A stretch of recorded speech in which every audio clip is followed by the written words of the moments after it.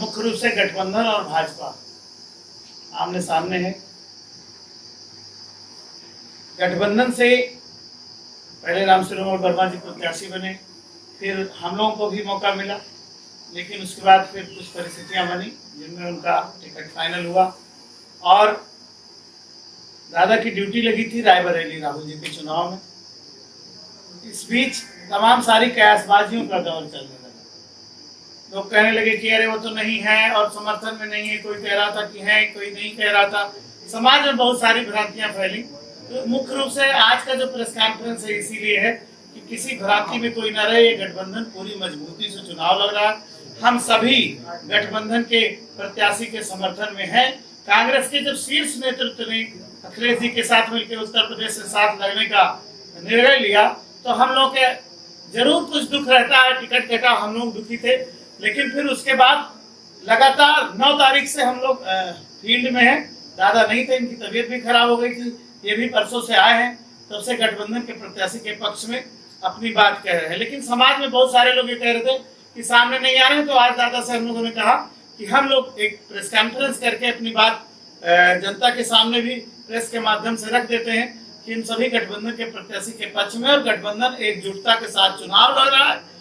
बलरामपुर श्रावस्ती की सीट पक्के तौर पे हम लोग जीत रहे हैं, इसमें कहीं किसी को कोई संदेह नहीं होना चाहिए। आप इस बात का अंदाजा लगा सकते हैं कि प्रधानमंत्री जी ने किस तरह बौखलाहट में बहुत सारी बातें कही। 1947 में देश की आजादी से अब तक कांग्रेस सरकार में रही है, कभी आतंकवादियों के साथ या देशद्रोहियों के साथ कांग्रेस का समझौता संभव है? हमने आजादी की लड़ाई लड़कर इस देश को आजाद कराया है। मोदी जी प्रधानमंत्री हो, आपको शर्म आनी चाहिए। आपने जो है मंच से कहा कि अगर कांग्रेस पार्टी और इंडिया गठबंधन जीत जाएगा तो आतंकवादियों को बुला के प्रधानमंत्री के घर में दावत खिलाई जाएगी, बिरयानी खिलाई जाएगी। आप प्रधानमंत्री है, गली कूचे के नेता नहीं है, आपको इस तरह की बात शोभा नहीं देती। आपने जो बात कही वो निंदनीय है। कांग्रेस का इतिहास कुर्बानी का इतिहास रहा है। कांग्रेस के लोगों ने इस देश को बनाने के लिए, इस देश को आगे बढ़ाने के लिए अपने प्राण दिए हैं। इंदिरा जी ने दिया, राजीव जी कुर्बान हुए।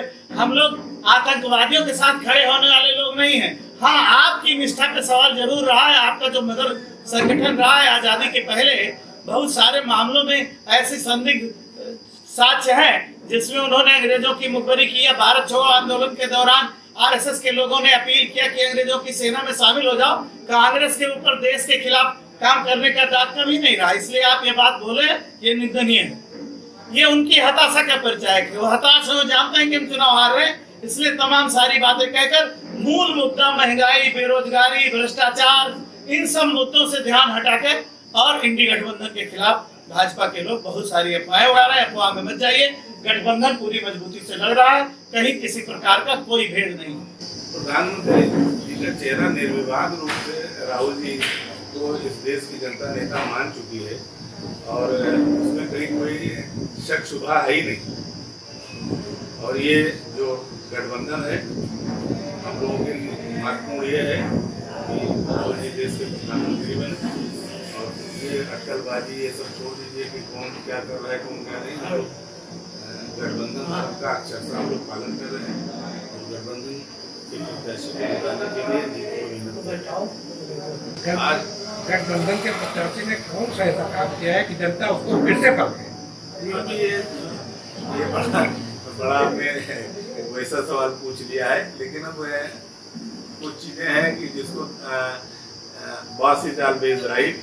तो अगर शीर्ष नेतृत्व ने फैसला कर लिया है तो उन्हें सिरोधार है, उसमें कहीं कोई बट नहीं है। वैसा बात विकास के पक्षधर है, विकास के पक्षधर है। और जब सांसद के ऊपर तमाम आरोप लग रहे हैं, कई जगह विरोध हो रहा है कि जैसे वो 5 वर्ष गायब रहे, तो जैसे 5 वर्ष जो गायब रहा तो उससे क्षेत्र की विकास की उम्मीद जनता कैसे करेगी? देखिए, कुछ चीज़ें हैं जो जब नीतियाँ जब अच्छी होती है, सरकार की कार्यक्रम अच्छे होते हैं तो जनता का विकास अपने आप हो जाता है। रोजगार मिलेगा, विकास अपने आप हो जाएगा। महंगाई कम होगी, विकास अपने आप हो जाएगा। भ्रष्टाचार खत्म होगा, विकास अपने आप हो जाएगा। विकास कोई एक व्यक्ति से नहीं होता है, विकास एक निरंतर सतत चलने वाली प्रक्रिया है। लेकिन ये है, सही है आपकी बात कि हमारे प्रत्याशी की कुछ हैं ये कमियाँ, लेकिन अब उस कमी को पूरा दूर करेंगे। कोई हमेशा थोड़ा है कि जो आदमी बम्बई के रेले में जो 40 किलोमीटर की स्पीड का रेला चलता है तो उसमें कोई 30 किलोमीटर की स्पीड में नहीं चल पाएगा, वो भी 40 तो जब विकास चतुर्दिक विकास होगा तो सांसद भी दौड़ेगा, सांसद भी काम करेगा। और साकेत जी भी तो 5 साल से आपके बीच हैं, पिछले चुनाव में टिकट मांग रहे थे, तुमसे कितने गांव का दौरा किया चुनाव से पहले, ये भी सवाल है। ऐसे नहीं कि कल राम शिरोमणि पे आरोप है। साकेत जो दूसरा प्रत्याशी उनके सामने लग रहा है, वो क्षेत्र की जनता के बीच कितने दिन रहा है, ये भी एक सवाल है। हारी दद्दन को कितना चुनौती मानते हैं आप? हाँ जी, ठीक है, किसी को डिस्करेज नहीं लोकल है ना, करना। आपका जो पसंद है लोकल है वो। मैं उस आदमी की इस बात की हौसले की वो करता हूँ कि इतने बड़े उसमें जो है महाभारत में वो उसने बलरामपुर के होने का एक फर्ज निभाया और कैंडिडेट बना, तो इसलिए मैं उसको डिस्करेज नहीं करता। लेकिन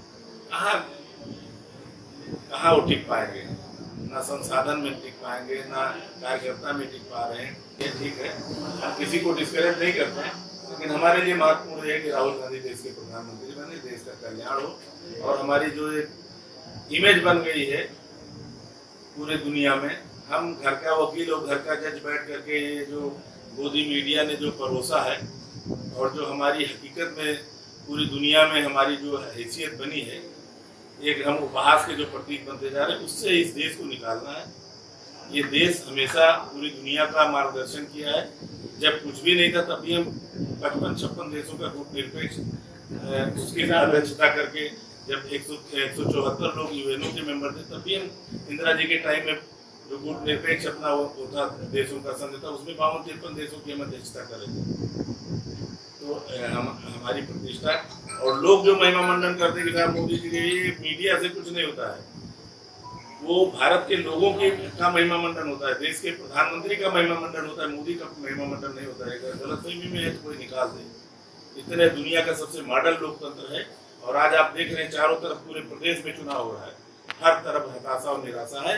कहीं न कहीं लोकतंत्र का माहौल उड़ गया, आम जनता को इस सरकार से विश्वास उठ गया है, इसलिए इतना जो है नीरस चुनाव हो रहा है। इससे अच्छा तो पंचायत और सभासदी का, पालिकाओं का चुनाव होता है। आप कहीं देख रहे किसी के आवाम जो खड़ी हो रही है गठबंधन के साथ, चाहे वो तमिलनाडु का हो, चाहे उत्तर प्रदेश का हो, चाहे बिहार का हो, चाहे जितने भी स्टेट में हमारा, चाहे महाराष्ट्र का हो, आप सब देख लीजिएगा, सब जगह सुपड़ा साफ है।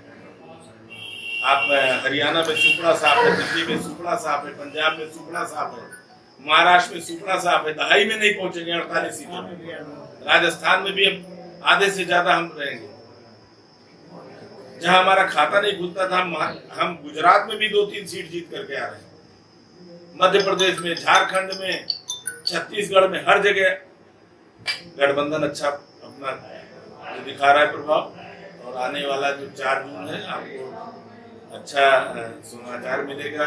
देश में नई सरकार का गठन 10 जून तक होगा और पूरा देश खुशियां मनाएगा। जो निराशा के भाव है वो सब आशा और विश्वास में बदलेगा। आने वाले 10 जून को आप देखिएगा। कि ये लगातार जो है चुनाव आयोग पे ये आरोप लग रहे हैं कि वो जो परसेंटेज है वो 10 दिन 12 दिन बाद जो है केवल चुनाव आयोग को आप कह रहे हैं, ED, CBI, supreme court, high court, कौन सी ऑटोनॉमस बॉडी है जो घुटन नहीं महसूस कर रही, किनका दुरुपयोग नहीं हो रहा? मुझे आप एक बात बताइए। आज केजरीवाल के माता पिता से पूछताछ की जा रही है। मैं आप सबसे पूछना चाहता हूँ कि 75 और 80 साल का माँ बाप अगर किसी के मुख्यमंत्री का जो ऑफिस होता है, जो उसका निवास है, वहां पर परिवार 7 तल्ले के अंदर होता है, उनसे क्या पूछताछ? ये एक टेरर का माहौल पैदा किया जा रहा है, आवाम को डराया जा रहा है। कौन डरा नहीं है? हर वर्ग, हर महिलाओं के साथ बदसलूकी हुई, बुजुर्गों के साथ बदसलूकी हुई, किसानों के साथ बदसलूकी हुई, नौजवानों के साथ बदसलूकी हुई। कोई बचा है जिसको इन्होंने प्रताड़ित न किया हो, जिसको इन्होंने डंडे से हाँकने की कोशिश न की हो? लेकिन देश अगर किसी के हौसले का लोहा मानता है तो सिर्फ और सिर्फ राहुल गांधी के, जो न डरने वाले हैं, न डिगने वाले हैं, अपना काम कर रहे हैं। और उन्हीं का ये हौसला है कि आज पूरा देश उनके नेतृत्व में विश्वास जताने जा रहा है। 5 चरण का चुनाव हो चुका है। अब 5 चरण के चुनाव में आप लोग जो बता रहे हैं कि 270 जीत चुके हैं, ये सैकड़े में नहीं पहुंचे। आने आप देख लीजिएगा 200 अगर एनडीए पार कर जाएगा तो आप कहिएगा कि हाँ विधायक जी आप लोगों ने लपका देंगे। ये 400 पार नहीं, इनका नारा है 400 हार। ये 400 हारेंगे।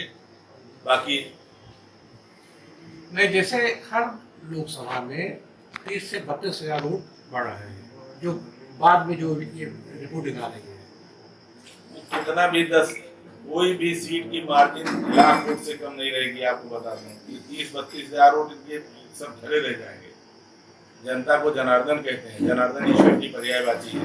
जनता जनादेश दे चुकी है, सूर्य आदेश है कि ये सरकार जो इस देश में, इस प्रदेश में जो अराजक माहौल बना हुआ है, जनता उससे उब चुकी है, उसे खत्म करना चाहती है। किसी भी सीट पे 10-20 हजार की हार जीत नहीं होगी। आप देख लीजिएगा जो बड़े बड़े लोग जिनको आप लोग मानते थे कि जिनके लिए हार का कोई वही नहीं है, आज वो लोग परेशान हैं जीतने के लिए। अब फैजाबाद सीट जो जिसके नाम पर वो सीट हार रही है भारतीय जनता पार्टी। अवधेश प्रसाद जी चुनाव जीत चुके हैं।